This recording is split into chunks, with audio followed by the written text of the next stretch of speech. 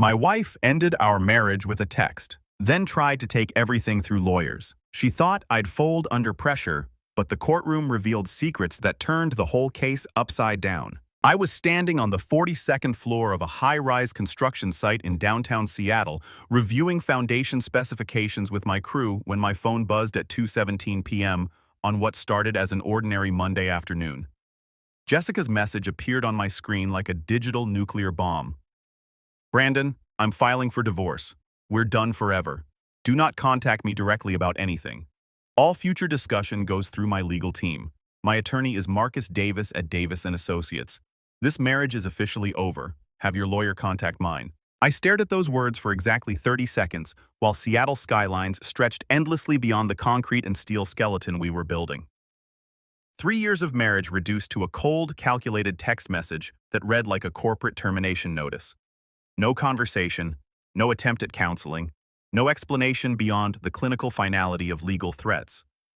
I typed back 5 words, message received loud and clear, then I got to work. As a construction project manager who'd built his career on systematic planning and immediate problem solving, I understood that Jessica had just declared war using the nuclear option. She wanted everything routed through attorneys and treated like a hostile business transaction. Perfect. I could play that game better than she realized. By 5:30 p.m., I had systematically dismantled our entire shared financial ecosystem with the precision of a demolition expert. First, I canceled her access to our business credit card account, the one linked to my construction company that she'd been using for her $800 monthly spa treatments and personal shopping expeditions. Next, I terminated the automatic transfer of her $4,200 monthly allowance money I'd been depositing into her personal account every first of the month like clockwork for the past 2 years. Then came the luxury service subscriptions, her $350 monthly private gym membership, the $280 monthly beauty package at that exclusive salon in Bellevue, her $150 monthly subscription boxes filled with organic skincare products she'd order and forget about. Every recurring payment tied to my accounts got severed with clinical efficiency. I documented every cancellation with screenshots and timestamps, creating a paper trail that would make any attorney proud. When I arrived at our waterfront condo in Queen Anne at 7:45 p.m., the place looked like it had been professionally cleared by a moving company. Jessica had vanished along with her clothes, our expensive coffee machine, the living room art pieces worth over $3,000, and even the throw pillows I'd never cared about but apparently held significant value. She'd left behind only my belongings and a lingering scent of her vanilla perfume like evidence of a ghost who'd decided to haunt someone else's house. The methodical nature of her departure told me everything I needed to know. This wasn't a spontaneous decision driven by emotion or some sudden relationship crisis. Jessica had been planning this exit strategy for weeks, possibly months, with the calculated precision of a corporate merger. She'd consulted lawyers, researched her options, and chosen the most aggressive approach possible: complete communication cut off paired with immediate asset protection. But she'd made one critical miscalculation. As someone who'd built a successful construction business from nothing, I understood logistics, cash flow, and financial pressure points better than most people. Jessica might have thought she was launching a surprise attack, but she'd actually just handed me the strategic advantage by declaring her intentions so clearly. I spent that evening contacting Rodriguez & Associates, the law firm that handled all my business legal matters, and explained the situation to Maria Rodriguez, my attorney for the past 5 years. "She wants everything through lawyers only," Maria asked with barely concealed amusement. "That's going to get expensive fast, especially if she's planning to fight over assets." How much monthly support was she receiving? About $4,200 in direct payments plus another $1,500 in various service subscriptions and credit card access. Maria whistled softly. "And now, as of today, sir, she wanted legal communication only, so I'm honoring that request completely. Smart move, Brandon. Document everything you're doing and why. If she's playing hardball, we need to show you're responding appropriately to her demands, not retaliating emotionally." By midnight, I'd created a comprehensive spreadsheet detailing every financial modification I'd made, complete with timestamps, confirmation numbers, and the legal justification for each action. If Jessica wanted to treat our marriage dissolution like a business transaction, I'd give her the most professional, thoroughly documented business response she'd ever encountered. What she didn't realize was that cutting off communication meant cutting off her ability to negotiate or explain her position. She'd voluntarily surrendered the one thing that might have saved her from the financial reality she was about to discover: the power of direct conversation with the person who controlled her lifestyle funding. Exactly 48 hours after Jessica's digital declaration of war, my phone rang at 11:23 a.m. while I was reviewing blueprints for our new commercial project in Bellevue. The caller ID showed Davis and Associates, and I answered with professional curiosity about how quickly desperation could transform legal bravado into frantic damage control. "Mr. Brandon Mitchell, this is Marcus Davis, Jessica Mitchell's attorney. We need to discuss the immediate restoration of my client's financial access." His voice carried the strained authority of someone trying to project confidence while scrambling to contain a crisis he hadn't anticipated. I leaned back in my office chair, genuinely interested in hearing how he'd frame this conversation. "Mr. Davis, I believe my wife specifically requested that all communication go through legal representatives. I'm simply honoring that boundary she established." "Yes. Well, there seems to have been some misunderstanding. My client's credit cards were declined yesterday at an exclusive spa in Seattle, and her personal trainer refused service this morning due to unpaid fees. These disruptions are causing significant hardship." The barely concealed panic in his voice told me everything I needed to know. Jessica had probably spent the last 2 days discovering exactly how much her lifestyle depended on my financial infrastructure. And now her attorney was fielding desperate calls about declined payments and service cancellations. "I'm sorry to hear about those inconveniences, but I'm not sure how that relates to me. Shouldn't your client be handling her own financial obligations?" "Mr. Mitchell, you're well aware that married couples have legal obligations regarding spousal support under Washington state marital property laws. The sudden termination of established financial support could be construed as economic coercion." There it was, the legal threat wrapped in formal language, exactly what I'd expected from someone trying to regain control of a situation that had spiraled beyond their expectations. But Marcus Davis had made the same miscalculation as Jessica, assuming that aggressive legal posturing would intimidate me into compliance. "That's an interesting interpretation, Mr. Davis. However, I'm not comfortable discussing legal matters without my own representation present. I'll have my attorney contact you directly to address any concerns." "Your attorney who's representing you in this matter?" "Caldwell and Partners." The silence that followed lasted exactly 7 seconds, long enough for Marcus Davis to recognize that name and understand its implications. Caldwell and Partners was Seattle's most ruthless divorce litigation firm, the legal equivalent of bringing a tank to a knife fight. They specialized in high-asset divorces where one party tried to play hardball and ended up learning expensive lessons about overestimating their leverage. "Mr. Mitchell, perhaps we can resolve this more amicably. Surely there's no need to involve Caldwell's office in what should be a straightforward discussion about temporary support arrangements." The shift in his tone was remarkable, from aggressive demands to diplomatic negotiation in the span of a single firm name. "I thought my wife preferred formal legal channels for all communication. I'm simply respecting her clearly stated wishes by ensuring proper representation. What I mean is, couldn't we perhaps arrange a temporary agreement while the attorneys work out the larger details? Something to address my client's immediate needs." "Mr. Davis, I'm not qualified to make legal decisions without proper counsel. I'm sure you understand the importance of following established procedures, especially given your client's explicit instructions about communication protocols." The conversation ended with Marcus Davis promising his attorney would call by end of business, his voice carrying resignation that barely masked growing anxiety. Jessica's strategy of legal intimidation had lasted exactly 48 hours before crashing into the reality of financial dependence, and her attorney had gone from making demands to essentially begging for cooperation. By Thursday morning of the first week, Jessica's support network had mobilized into damage control mode, and her best friend Maya decided to take matters into her own hands with a confrontation that revealed far more than she intended. I was grabbing my usual coffee at the Starbucks near my construction site when Maya approached my table with the righteous fury of someone who'd been fed a carefully curated version of recent events.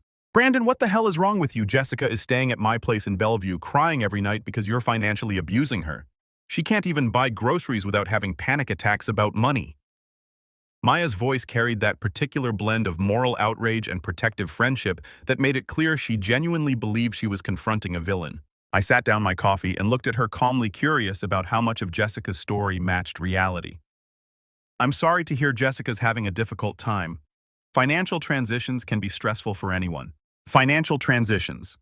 You cut off all her access to money overnight without any warning. That's not a transition. That's economic warfare.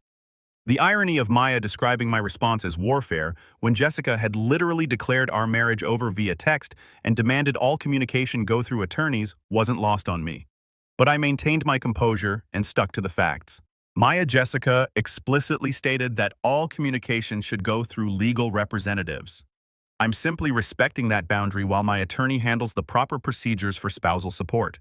She didn't mean you should leave her completely broke and humiliated. Her trainer canceled their sessions.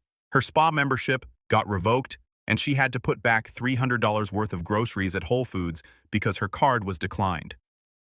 The picture Maya painted was designed to make me feel guilty, but it actually reinforced something I'd suspected.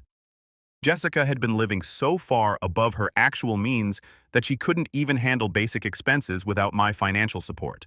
Someone making $65,000 a year in marketing shouldn't need help buying groceries unless they'd become completely dependent on someone else funding their lifestyle. That does sound difficult, I acknowledged. I hope she's able to work out a sustainable budget that matches her income. Maya's expression shifted from righteous anger to something closer to confusion, probably because my response didn't match the heartless monster narrative she'd been expecting to encounter. Look, Brandon, I know you heard about the divorce, but this isn't the way to handle it. Jessica said she consulted with 3 different attorneys before choosing Mr. Davis, so she obviously tried to find the most reasonable approach. And there it was, the inadvertent revelation that completely contradicted Jessica's narrative about this being a sudden decision driven by relationship problems. Maya had just confirmed that Jessica had been shopping for divorce attorneys, comparing options, and strategically planning this exit for weeks or possibly months. The consultation process with multiple law firms indicated premeditated strategy, not emotional breakdown. 3 different attorneys, I asked casually, as if this was merely curious detail rather than crucial intelligence. Yeah, she wanted to make sure she found someone who understood her situation and could protect her interests. Mr. Davis seemed like the most experienced with complex asset cases. Complex asset cases. Jessica had been researching lawyers who specialized in high-value divorces, which meant she'd been calculating exactly how much she could extract from our marriage dissolution. This wasn't about relationship problems or incompatibility. This was about financial strategy and asset acquisition. Our conversation continued for another 10 minutes, during which Maya inadvertently revealed several more crucial details. Jessica had been planning this divorce since at least February. She'd already moved most of her valuable belongings out of our condo over the past month, and she'd been telling people that our marriage had been financially one-sided for over a year. Each revelation confirmed that Jessica's departure had nothing to do with sudden relationship crisis and everything to do with calculated financial extraction. That afternoon, I discovered just how calculated when I received an automated alert from our joint savings account, the one I'd forgotten about because we rarely used it. Jessica had attempted to withdraw the entire $18,500 balance that morning, but the transaction had been flagged by the bank's security protocols because it represented an unusual activity pattern. When I called the bank to inquire, they explained that large withdrawals from dormant accounts triggered automatic holds, especially when attempted by someone who hadn't accessed the account in over 6 months. Jessica had tried to clean out our joint account the same day she'd sent her divorce text, but had been thwarted by banking security measures. I immediately contacted the bank to place a freeze on all joint accounts pending legal resolution, then called my attorney to report the attempted unauthorized withdrawal. This is exactly the kind of behavior that strengthens your position, Maria Rodriguez explained during our call. Attempting to drain joint accounts during divorce proceedings looks very bad to judges, especially when combined with her aggressive communication strategy. By Friday afternoon, Marcus Davis had filed emergency motions requesting $9,500 monthly temporary spousal support, exclusive occupancy of our waterfront condo, and continued access to our boat, which Jessica had apparently been telling people she considered community property despite the title being in my business name. The emergency hearing took place the following Tuesday in Judge Patricia Thompson's courtroom, and watching Jessica's carefully constructed narrative collapse under legal scrutiny was more satisfying than any construction project I'd ever completed on schedule and under budget. Jessica sat beside Marcus Davis, wearing what was clearly a strategically chosen outfit: conservative dress, minimal makeup. The kind of understated appearance designed to project vulnerability rather than the high-maintenance lifestyle she'd been living on my dime. Judge Thompson, a no-nonsense woman in her 50s who'd apparently seen every manipulation tactic in the divorce playbook, reviewed the emergency motions with methodical attention to detail. Mr. Davis, your client is requesting $9,500 monthly in temporary support. Can you provide documentation justifying this amount based on established living expenses? Marcus Davis launched into a prepared presentation about Jessica's reasonable lifestyle expectations and established standard of living, citing her spa memberships, personal training sessions, organic grocery requirements, and various subscription services as necessities rather than luxuries. The problem was that he'd essentially presented evidence of exactly the kind of excessive spending that judges typically view as irresponsible financial management. Your Honor, Maria Rodriguez interjected when Davis finished.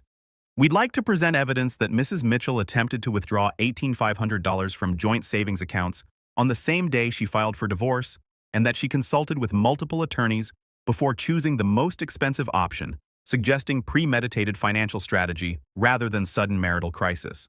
The expression on Jessica's face when Maria produced bank records of the attempted withdrawal was absolutely priceless. She'd clearly not expected her asset-grabbing attempt to become evidence against her, and Marcus Davis looked like someone who just realized his client had been less than forthcoming about her actions. Judge Thompson examined the bank documentation with obvious interest. Mrs. Mitchell, can you explain why you attempted to withdraw the entire balance from joint savings on the same day you initiated divorce proceedings? Jessica's response was exactly what I'd expected. A stammering explanation about securing funds for legal fees and protecting herself financially that only served to highlight the calculated nature of her actions. Her voice carried that particular tremor of someone who'd been caught in behavior they couldn't adequately justify. Judge Thompson spent 15 minutes reviewing financial documents, Jessica's employment records, and the timeline of events before delivering her ruling. I'm awarding temporary spousal support in the amount of $2,800 monthly, significantly less than requested, based on Mrs. Mitchell's demonstrated earning capacity and the evidence of attempted asset concealment. The request for exclusive occupancy of the marital residence is denied, as is the request for continued access to assets titled in Mr. Mitchell's business name. Jessica's face went through several distinct phases: shock, anger, desperation, and finally something that looked like panic as she realized her aggressive legal strategy had backfired spectacularly. She demanded $9,500 monthly and received less than a third of that amount, while also being denied access to the condo and boat she'd been counting on. But Jessica's courtroom defeat was apparently just the beginning of her retaliation campaign. Within a week of the hearing, I started receiving evidence that she'd decided to escalate from legal warfare to personal attack. First came an anonymous report to the Washington State Construction Licensing Board claiming I'd been cutting safety corners on my job sites and using substandard materials to maximize profits. The complaint was detailed enough to trigger a formal investigation complete with unscheduled site inspections and documentation reviews that cost me 3 days of productivity. The accusations were thoroughly debunked when investigators found my safety records were actually above industry standards. But the harassment served its purpose of creating professional disruption. Next came a series of malicious online reviews targeting my construction business, all posted from obviously fake accounts with names like Concerned Homeowner 2023 and Seattle Resident, claiming I'd provided poor workmanship, missed deadlines, and overcharged for services. The reviews were clearly written by someone familiar with my business operations, referencing specific projects and using insider knowledge to make the accusations sound credible to potential clients. The most brazen escalation came when Jessica's father, Richard, showed up at my office building on Friday afternoon, apparently intending to create a scene that would embarrass me professionally in front of colleagues and clients. Richard was a retired Boeing executive who'd always treated me with barely concealed disdain, viewing me as an inadequate provider for his daughter's expensive tastes and social ambitions. "You think you can destroy my daughter's life and get away with it?" he shouted in the lobby of my office building, his voice echoing through the marble atrium where other businesses conducted their activities. "Jessica gave you 3 years of her life, and you repaid her by cutting her off without warning like some kind of financial dictator." The irony of being called a financial dictator by the father of someone who'd attempted to drain our joint savings account wasn't lost on me, but I maintained professional composure while building security handled the situation. Instead of retaliating with equal drama, I took a methodical approach. I hired a cybersecurity specialist to trace the fake online reviews, back to their sources, engaged a private investigator to document the escalating harassment campaign, and prepared comprehensive evidence packages that would demonstrate a pattern of coordinated intimidation tactics designed to damage my business and personal reputation. 2 weeks after the harassment campaign began, I decided it was time to go on the offensive with the same systematic approach I'd used to build my construction business from a one-man operation into a respected firm. The first target was our boat, a 32-foot cabin cruiser that Jessica had been using as her personal watercraft despite having no legal claim to ownership. I'd bought the boat 2 years before we met, and the title remained exclusively in my business name, making her continued use of it essentially theft of company property. I sent a formal notice through my attorney demanding Jessica return the boat within 14 days or face charges for unauthorized use of business assets. Her response came not through legal channels, but via a panicked phone call from Maya, who'd apparently been designated as Jessica's unofficial spokesperson for matters too desperate for lawyer involvement. "Brandon, you can't be serious about the boat. Jessica doesn't even have a car right now since her lease got repossessed. How is she supposed to get around?" Maya's voice carried the strained patience of someone who'd been dealing with Jessica's escalating financial crisis and was starting to understand the full scope of her friend's previous dependence on my income. I found it interesting that Jessica was now using Maya as an intermediary, essentially admitting that her lawyers-only communication strategy had become a liability she couldn't afford to maintain. "The boat belongs to my business, Maya. Jessica has no legal right to use company property, especially not when she's simultaneously filing harassment reports against that same company." Meanwhile, my private investigator had uncovered information that revealed the true extent of Jessica's financial deception during our marriage. The investigation discovered that Jessica maintained a secret stock portfolio worth approximately $38,000 money she'd accumulated by claiming poverty while I covered all her expenses. She'd been systematically investing portions of the allowance money I'd given her while simultaneously claiming she was financially dependent and couldn't afford to contribute to household expenses. Even more revealing was the discovery of a safety deposit box she'd opened 6 months before filing for divorce, containing valuable jewelry she'd purchased during our marriage, but hidden from asset disclosure requirements. The jewelry included pieces worth over $12,000 that she'd bought using credit cards I'd been paying off, then stashed away as if they didn't exist for legal purposes. The pattern was clear. Jessica had been preparing for divorce by concealing assets while maximizing her claims of financial dependency and need for support. But the most dramatic confrontation came when Jessica violated her own lawyers-only communication rule by showing up at my construction site on a Thursday morning, apparently believing she could manipulate me more effectively through direct emotional appeal than through legal channels. My crew was pouring concrete for a foundation when she arrived in an Uber looking desperate and disheveled, in a way that suggested her carefully maintained appearance was another casualty of her reduced financial circumstances. "Brandon, we need to talk," she announced, her voice carrying that particular combination of desperation and entitlement that had become her signature tone. "This has gone too far. I never wanted things to get this ugly between us." My workers stopped what they were doing, obviously curious about the personal drama unfolding at their professional worksite. I motioned for them to continue working, while I addressed Jessica's unexpected appearance, acutely aware that anything I said would become workplace gossip and potentially legal evidence. "Jessica, you specifically requested that all communication go through attorneys. I'm not comfortable having this conversation without proper representation. Forget the lawyers for a minute. This is about us, about 3 years of marriage. That meant something. You're trying to destroy me financially, and I don't understand why you're being so cruel." The accusation of cruelty was remarkable, coming from someone who'd spent weeks filing false reports against my business, posting fake reviews to damage my reputation, and sending her father to create scenes at my workplace. But what struck me most was her apparent, genuine shock that I wasn't willing to continue funding her lifestyle after she declared war on our marriage. "Jessica, you chose the attorneys-only approach. You chose to try to drain our joint accounts. You chose to file false reports against my business. These weren't relationship problems. They were strategic attacks designed to damage me personally and professionally."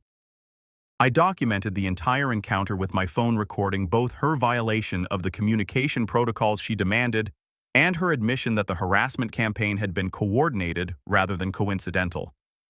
The footage would serve as evidence that Jessica's legal strategy was inconsistent and opportunistic, shifting between aggressive legal tactics and personal emotional manipulation, depending on which approach seemed more likely to produce financial results. What followed was 6 months of the most expensive legal education Jessica would ever receive, as her family's financial resources got steadily consumed by a war of attrition she couldn't afford to win. Marcus Davis had apparently convinced Jessica and her parents that aggressive litigation tactics would force me into a settlement. But every frivolous motion and delay tactic only increased their legal bills, while my construction business continued expanding into lucrative commercial projects. The boat situation became a perfect example of Jessica's deteriorating position when she failed multiple credit checks required for ownership transfer, essentially proving she had no financial capacity to maintain the asset she was demanding. Without access to transportation, she became dependent on rideshare services, and Maya's increasingly reluctant assistance creating tension in her primary support relationship. Maya had initially been sympathetic to Jessica's financial crisis, but 6 months of covering extra expenses and dealing with Jessica's emotional volatility had clearly strained their friendship to the breaking point. Jessica's attempts to establish independent housing also collapsed when her credit applications were rejected due to insufficient income and outstanding debts. She'd been living in Maya's Bellevue apartment on what was supposed to be a temporary basis, but her inability to secure her own lease meant the arrangement had become indefinitely extended. Maya's patience with this situation became apparent during a conversation I overheard at a coffee shop, where she was telling another friend that Jessica refuses to accept reality about her financial situation and keeps expecting other people to solve problems she created for herself. The asset discovery process revealed even more evidence of Jessica's systematic deception during our marriage. In addition to the secret stock portfolio and hidden jewelry, investigators found expensive furniture she'd moved to her parents' storage unit, including pieces worth over $8,000 that she'd purchased with credit cards. I was paying off while claiming she couldn't afford to contribute to household expenses. She'd also concealed a $25,000 inheritance from her aunt that she'd received 8 months before filing for divorce money. She'd immediately moved into accounts controlled by her parents to avoid asset disclosure requirements. Judge Thompson was clearly losing patience with Jessica's obstructionist tactics and delay strategies during our monthly status conferences. When Marcus Davis filed his 14th motion for continuance citing his client's need for additional time to gather financial documentation, the judge threatened contempt charges if Jessica continued what appeared to be deliberate non-cooperation with court-ordered discovery processes. Ms. Mitchell, Judge Thompson said during our December hearing, "This court has been more than accommodating with your requests for additional time, but your pattern of incomplete disclosure and last-minute document production suggests intentional obstruction rather than good faith compliance. I'm setting a firm trial date for March 15th, and there will be no further continuances regardless of the circumstances." Jessica's face during that hearing showed someone who'd finally realized that her legal strategy wasn't working and that she was facing the possibility of a trial she couldn't afford to lose. Her parents had already spent over $35,000 on legal fees, money that could have been used for Jessica's housing and basic living expenses, instead of funding a war she'd been losing from the beginning. The final blow to Jessica's position came when my attorney filed counter-motions seeking reimbursement for my legal costs due to Jessica's frivolous litigation tactics and asset concealment. Under Washington state law, courts can order the financially irresponsible party to cover both sides' legal expenses when their conduct has unnecessarily prolonged proceedings and increased costs. Marcus Davis found himself in the uncomfortable position of explaining to his clients that continuing their aggressive litigation strategy might result in them paying my legal bills on top of their own, potentially doubling their financial exposure in a case they were already losing. By February, Jessica's situation had deteriorated to the point where she was working retail for the first time since college, taking a part-time position at a Nordstrom department store that paid $18 per hour and required her to stand for 8-hour shifts, helping customers afford the kind of luxury items she could no longer purchase for herself. The irony of Jessica's employment situation wasn't lost on anyone who knew the full story. She was now earning less per day than she used to spend on single spa treatments, serving customers who could afford the lifestyle she'd lost when she decided to declare war on our marriage. By March, Jessica's legal position had become completely untenable, and even Marcus Davis was recommending settlement rather than proceeding to trial. The prospect of facing Judge Thompson's final ruling terrified Jessica's family, who'd already invested over $52,000 in legal fees for a strategy that had systematically backfired. The final settlement gave me 70% of all marital assets due to Jessica's proven asset concealment and litigation misconduct, while she received minimal 18-month rehabilitative alimony of $1,600 monthly. She was also required to return the hidden furniture from her parents' storage unit and cover her own legal bills. Judge Thompson's final comments were particularly satisfying. This case serves as an excellent example of why aggressive litigation tactics typically backfire when dealing with methodical, well-documented opposition. Ms. Mitchell chose to escalate rather than negotiate, and the financial consequences are entirely appropriate. Jessica's face during that hearing showed someone who'd finally understood that her strategic miscalculations had cost her far more than simply agreeing to reasonable terms 10 months earlier would have. Instead of the $9,500 monthly support she'd originally demanded, she was receiving $1,600. Instead of getting exclusive access to our condo and boat, she was moving to a studio apartment. 6 months after the divorce was finalized, I ran into Maya at a farmer's market, and her update on Jessica's situation was both predictable and satisfying. Jessica had been fired from Nordstrom for attitude problems, was struggling to make rent, and had been forced to move back in with her parents. She keeps saying the whole thing was her mother's idea, Maya told me with obvious frustration. Apparently, Patricia convinced Jessica that you weren't good enough for their family and that the divorce was an opportunity to upgrade her circumstances. But now Patricia won't take responsibility for how badly the whole strategy backfired. The revelation that Jessica's entire divorce approach had been orchestrated by her controlling mother, Patricia, who viewed me as socially inferior and saw the divorce as a financial opportunity, explained everything about the calculated aggression that had characterized Jessica's legal strategy. Patricia had catastrophically underestimated my business acumen and methodical approach to problem solving. Today, I'm engaged to Sarah, an architect who works on commercial projects and genuinely appreciates both my profession and my systematic approach to planning. She contributes equally to our shared expenses and future goals, and we're building something together based on mutual respect rather than financial dependency. Jessica, according to the last update I received, is working at a coffee shop and living with her parents while trying to rebuild credit that was destroyed by her expensive legal miscalculations. The woman who once demanded $9,500 monthly in support is now making $12 per hour, and learning that declaring war on someone who controls your lifestyle funding rarely ends the way you expect it to.